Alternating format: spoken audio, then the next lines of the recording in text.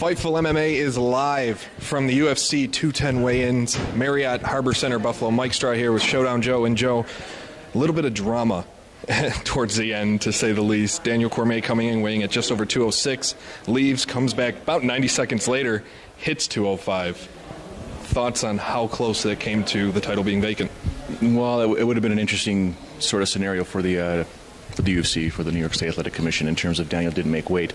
Obviously, I mean, online right now, social media blew up with the fact that, you know, we tweeted out that the fact, you know, he missed it by 206, whatever, and then 90 seconds to a minute later, comes back and he weighs in, and everything was fine.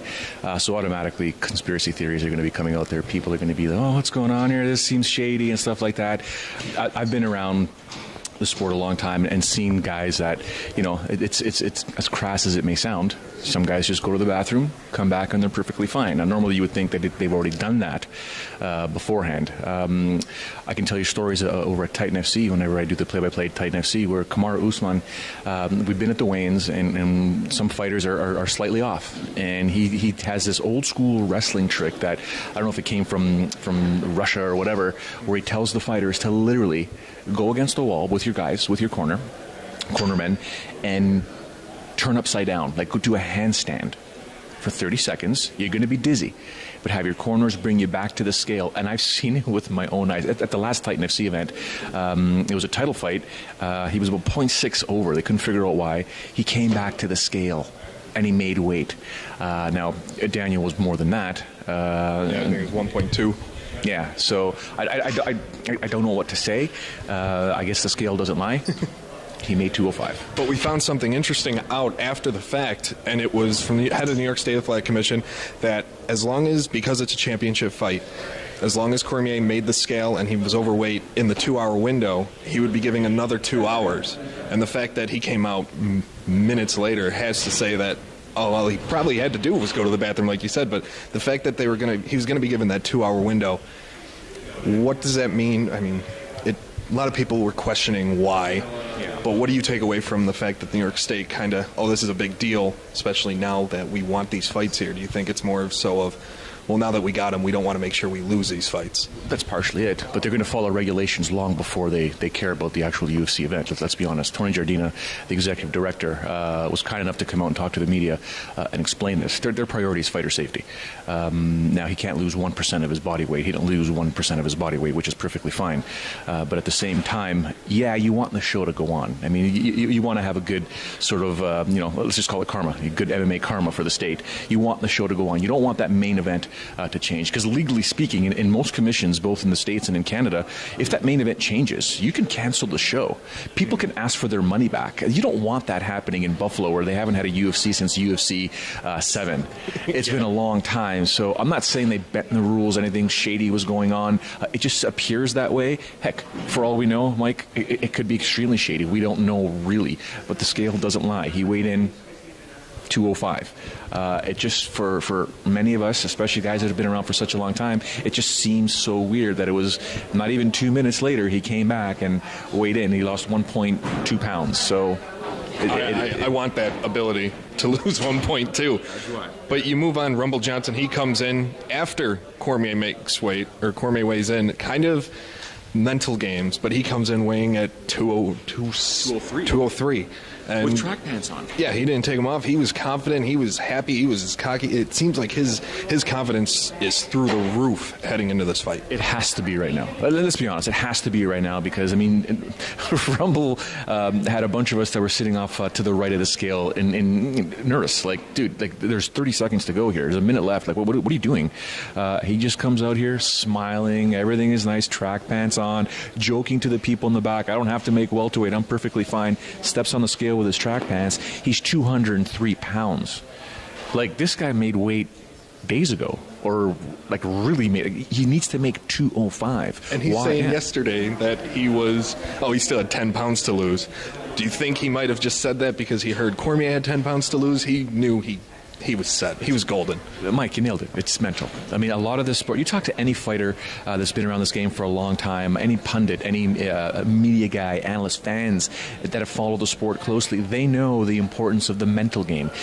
Anything that you can do to one-up your opponent or to get into your opponent's head is absolutely huge. You need that. And he's doing that. He's playing that game. He played that game very well. I thought DC, I mean, since we got here, or I saw him on Wednesday at the Ultimate Media Day, I thought he looked fantastic. You can see his cheekbones. His weight was down. I guess he had that little bit more to go.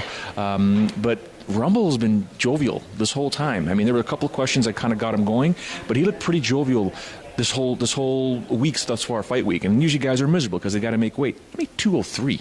Let's not kid ourselves here. He made 203. He had to make 205. He was 2 pounds or so under. I mean, that says a lot. So he's ready, he's jacked, and anything he can do to get into DC's head is important because, let's be honest, Anthony knows, AJ knows.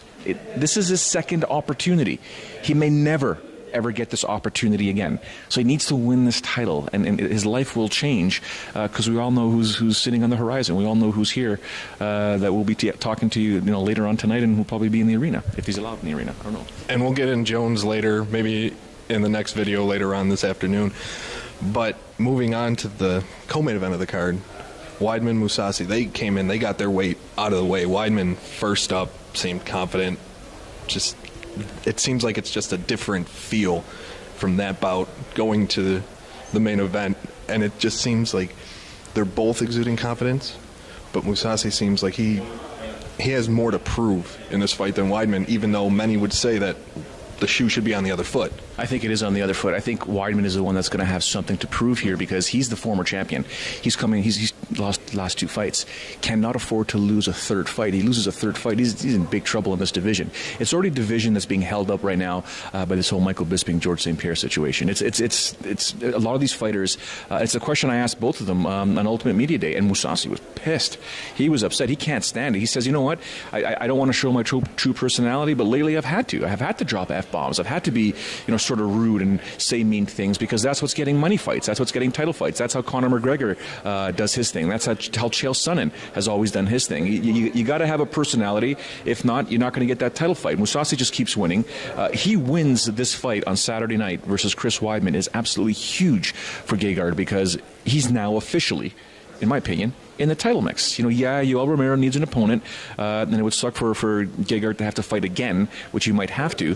But Yoel Romero needs an opponent. Jacare's already got an opponent. Bisping is only going to be fighting George St. Pierre. Don't listen to what Michael is saying. The Count is smart in what he's doing, but he's saying that he's giving the ultimatum to George that if he doesn't pick that date, it's going to go to Romero. No, it's not. This is a big, massive payday that could set him and his kids and their kids off for a very long time if he invests that money properly. So this co-main event is extremely pivotal on Saturday night, and I think Weidman, it's more of a must-win for Weidman, but then you can also make the argument that is an extremely must-win situation for Mousasi. It's the last fight of his contract. And with it being the last fight of his contract, he seems... The front he's putting off of he's not thinking about it. He just wants to get... I mean, yesterday at the open workouts, he said all he cares about is he just wants to get paid. We know from telling and past interviews that he's full of it with that one. Sure, everybody just wants to get paid, but he wants to be paid and wants to see something back from the UFC that, yeah, I'm a top-tier fighter in this division, and up till now, he's proven that he is. For him to... He goes out, fights Weidman, wins, and then gets told, yeah, we'll sign you, we'll give you what you want, but your next fight isn't going to be a title fight. How much does that weigh in for him going, maybe I'll take my talents elsewhere? A lot. I think a lot. I mean, it all depends on what's going to be going through his head as well as his management's head, because the options are out there for Gegard Mousasi. Don't kid yourself. He can go to Bellator. He can go overseas in Japan, where he's competed for a lot of his career. But that UFC title is that one that you probably want on your mantle when you wrap up your career, when you hang up your gloves. So it's an interesting dichotomy for a guy like Gegard Mousasi, who basically, if he wins, you would think the chips are all on his side of the table. But this is the UFC, because the UFC will look at a guy like Gegard Mousasi and potentially say, you know what, you're not that marketable. You want to keep trash talking, you'll be marketable. But right now, you're not. Bisping is.